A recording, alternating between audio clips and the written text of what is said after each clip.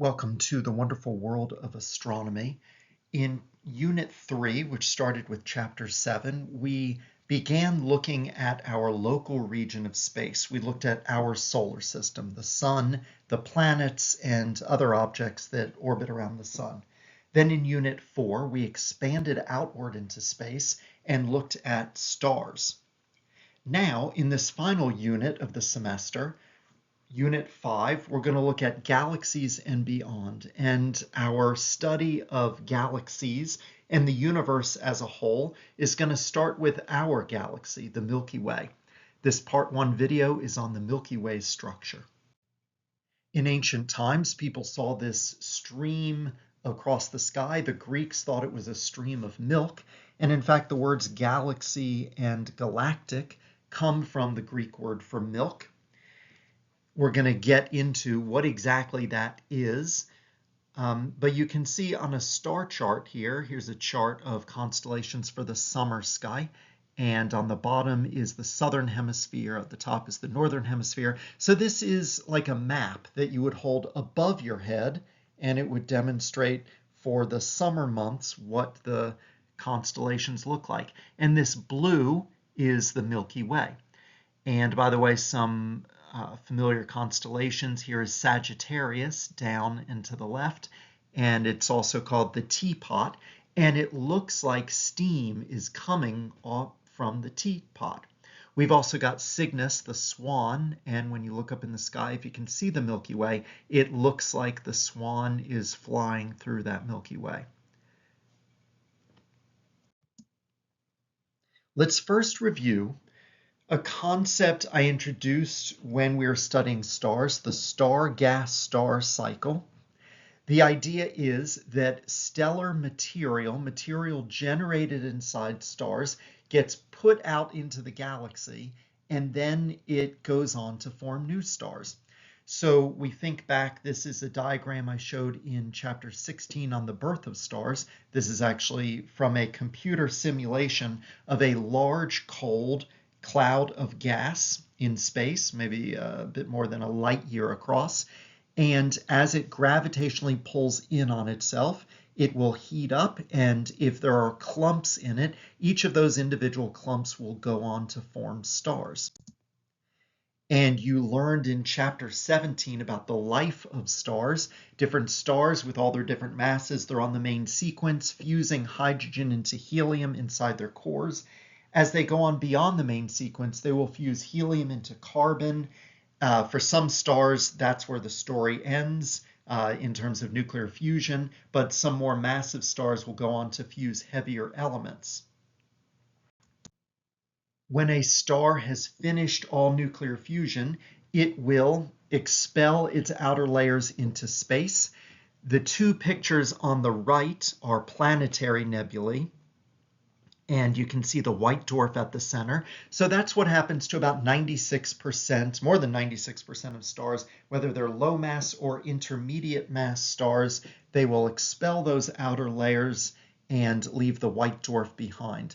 The two pictures on the left are from supernova, and that happens from a high mass star.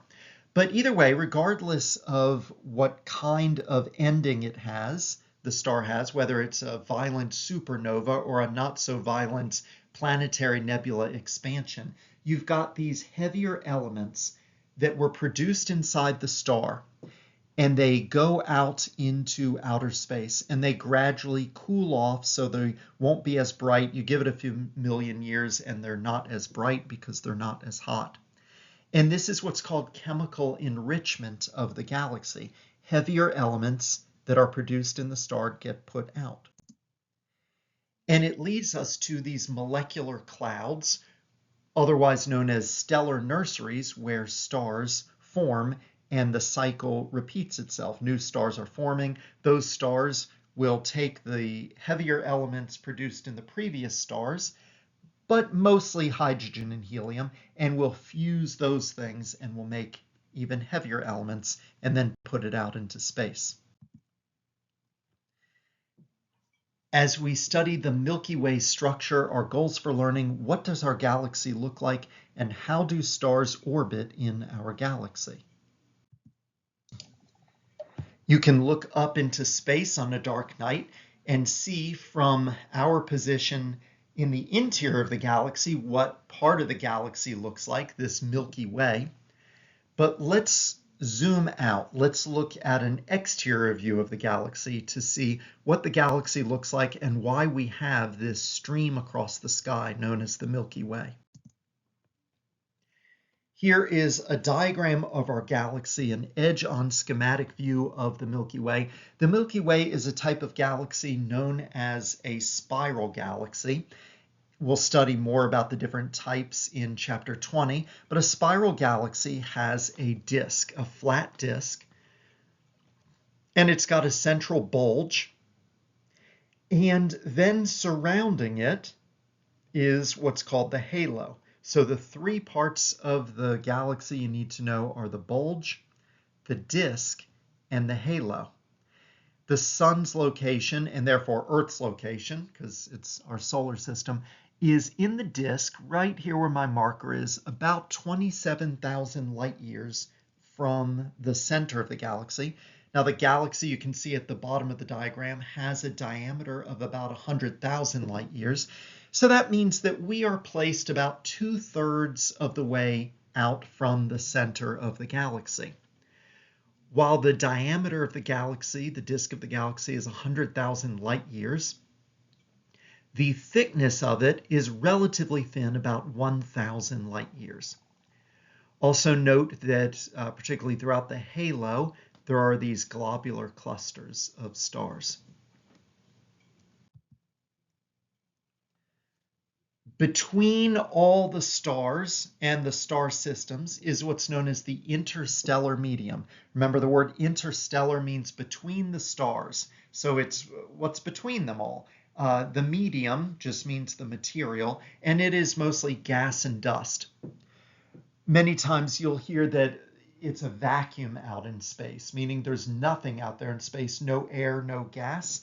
And that's not exactly true. There is this interstellar medium full of gas and dust, but when we call it a vacuum, it's relative to what we're used to here on Earth.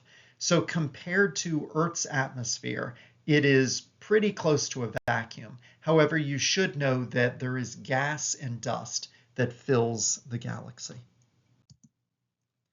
If we could view the Milky Way from above the disk, we would see its spiral arms. So now you see why it's called a spiral galaxy, and many galaxies have this same pattern. So there's the bulge, and you can see these spiral arms coming out from it in the disk. Looking straight down, and again, this would not be a picture, a photograph of the Milky Way, because we've never been anywhere close to outside of the galaxy to get a picture of it from the outside.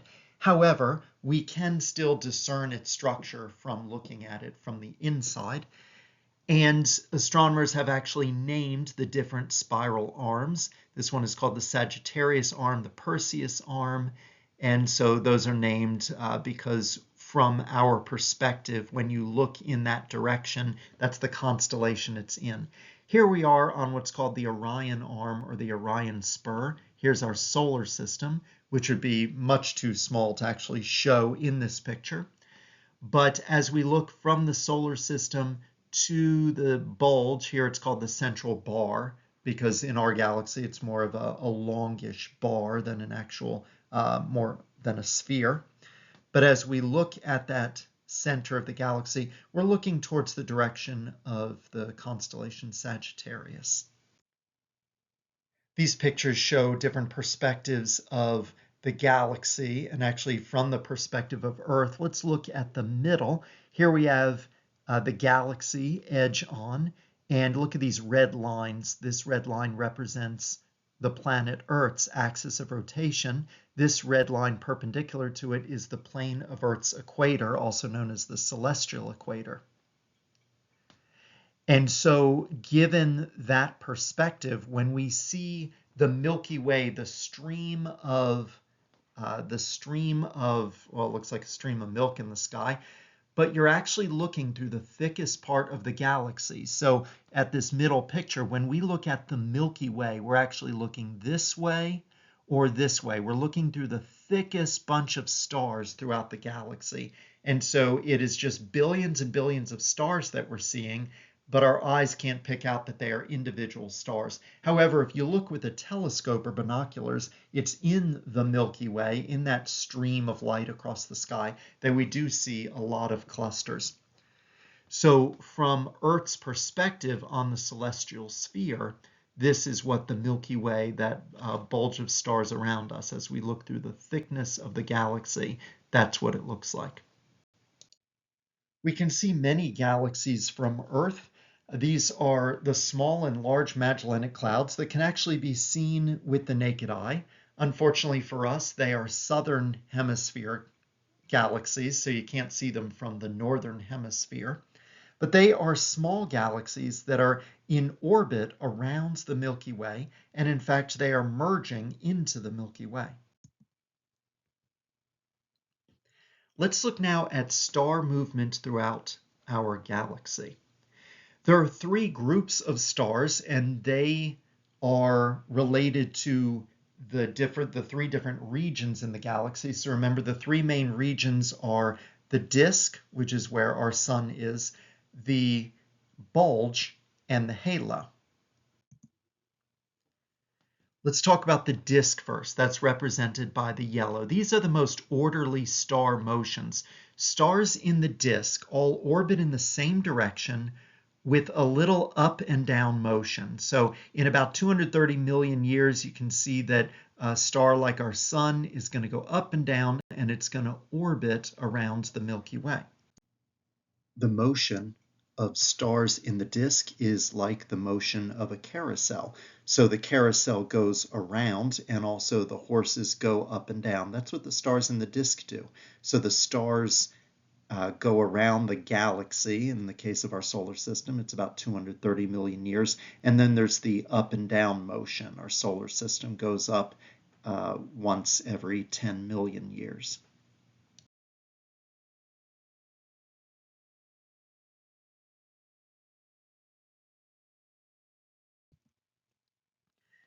The orbit is a total of 230 million years. The period of oscillation, meaning going up and down and up again, one period is 10 million years. So when you think about the solar system's motion and all the disk stars, their motion in the galaxy, think of the carousel horses. There's also the bulge and the halo. The bulge stars are represented by the red, and the halo stars represented in the green. And these are more chaotic and random. Halo stars travel high above and far below the disk on orbits with random orientations. Bulge stars also have orbits with random orientations. Now, just because a star is currently in one region, like the disk, doesn't mean it's a disk star. And one prominent example is the star Arcturus. It's one of the brightest stars in the sky. It's a giant star, a K-type star. It's 37 light years away. So relative to the galaxy, that's a pretty close star. So it's 37 light years away from us. Clearly it's in the disk because our solar system is in the disk, but it is not a disk star. Astronomers have discerned, based on the speed, the direction it's going, that it is actually a halo star. And it's just crashing through right now the disk, and it just happens to be near to us. But give it many, many more million years, it's going to continue through the disk and move on out in its more highly oriented orbit. So Arcturus, one of the brightest stars in the sky, give it a few million years and it will be nowhere near us because it's not moving around the galaxy with us. The sun's orbital motion, which includes the radius of its orbit and its velocity, tells us the mass that is within the sun's orbit. So physicists can discern, looking at the trajectory of the sun, what gravitationally is pulling it to have that speed, to have the distance that it has. And it uses a pretty simple equation you can see here on the right. But what they come down to is that the mass contained within the sun's orbit is 10 to the 11th solar masses, so 100 billion solar masses. That includes stars, gas, and dust. And you can see on this picture, contained within this region, basically all the mass that is within the sun's orbit. So this can give us a clue as to how many stars are in the galaxy, how much gas there is available for making new stars. In this video, what have we learned? What does our galaxy look like? Our galaxy consists of a disk of stars and gas with a bulge of stars at the center of the disk surrounded by a large spherical halo. So I want you to know those three parts of the galaxy: the disk, the bulge, and the halo. How do stars orbit in our galaxy? Stars in the disk orbit in circles going in the same direction with a little up and down motion. Orbits of the halo and bulge stars have random orientations. And that's it for part 1 on the Milky Way galaxy. Have a great day.